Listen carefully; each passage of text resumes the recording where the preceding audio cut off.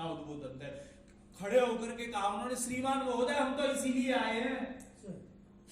तो हमने कहा फिर हम आपको स्वीकार नहीं करते, हम अपना निवेदन वापस लेते हैं, आप बताएं।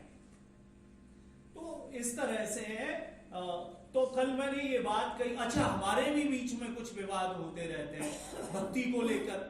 अरे हम सदैव भक्ति, कोई भी यहाँ ऐसा बंदा नहीं है, कोई भी साधक ऐसा नहीं, कोई मुमुक्षु यहाँ ऊपर जो विराजमान है मंच पर बड़े ही विद्वान हैं और श्रोत्रिय ब्रह्मनिष्ठ महापुरुष हैं, लेकिन कोई यहाँ मुझे नहीं लगता जो ये कह दे कि मैंने भक्ति नहीं,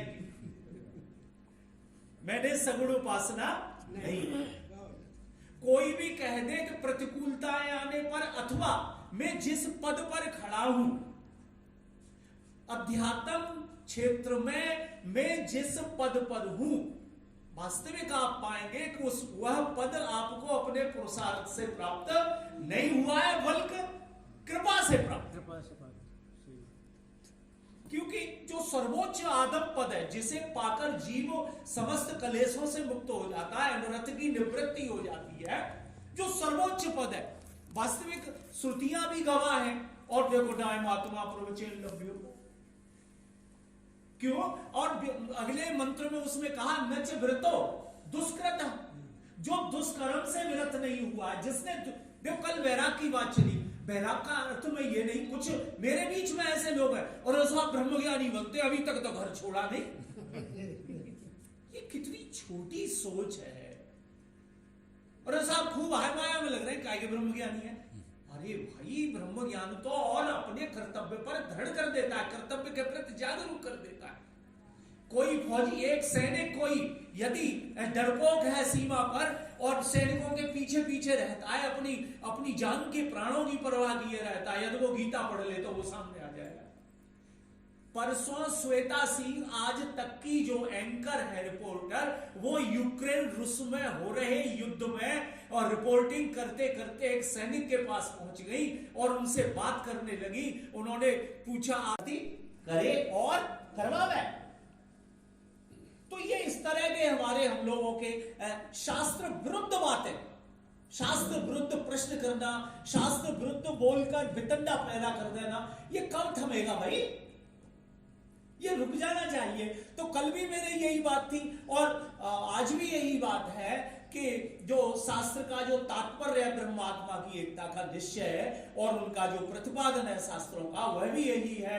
तो उस पर तो चर्चा होनी ही होनी है। लेकिन आज मैं फिर निवेदन करूंगा अपने महापुरुषों से कि यह पात्रता कैसे आए,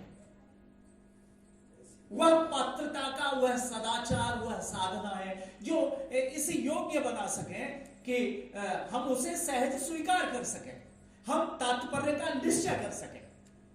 अभी भक्ति की बात बहुत होती है, राम भजय सोई मुक्ति गुसाई, लेकिन भक्त कौन है भाई? मोर दास कहाय नर आसा, करे करम कहा विश्वासा। ये मुझे तो ये लगता है ये भक्ति का ये है, ये स्वरूप है। ये अब परमात्मा की शरण में जाकर फिर संसार के प्रति लगाव कैसे, संसार का भरोसा कैसे? राम को भरोसा छोड़ करे भरोसा और रे, और तुलसी भरोसा त्याग ढूंढे पूर्व और रे। के यो या तो जिसमें श्रद्धा, जिस भक्त की होती है, ये श्रद्धा में प्रधान पुरुष है, तो जो जैसा श्रद्धा वाला होता है उसकी वैसी उसमें श्रद्धा हो जाती है। तो सज्जनों, मैं ये बात कहना चाहता हूं सभी महापुरुषों से यहाँ कि आज का प्रवचन, मैं जानता हूं कि आप ब्रह्मनिष्ठ हैं और कल भी प्रयास करने पर भी वहीं पर आप पहुंच जाते थे, और क्योंकि जो भरा है वही तो निकलेगा।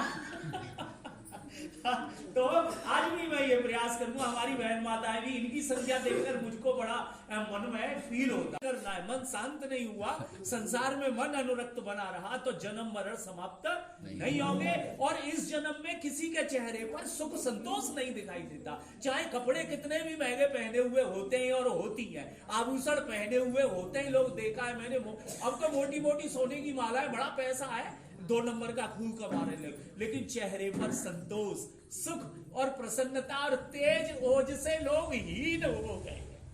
खाने की कोई कमी नहीं, पहनने की कोई कमी नहीं, फिर भी शोक से मुक्ति नहीं मिल पा रही है। इसलिए सज्जनों, आप सब ध्यान से श्रवण करें।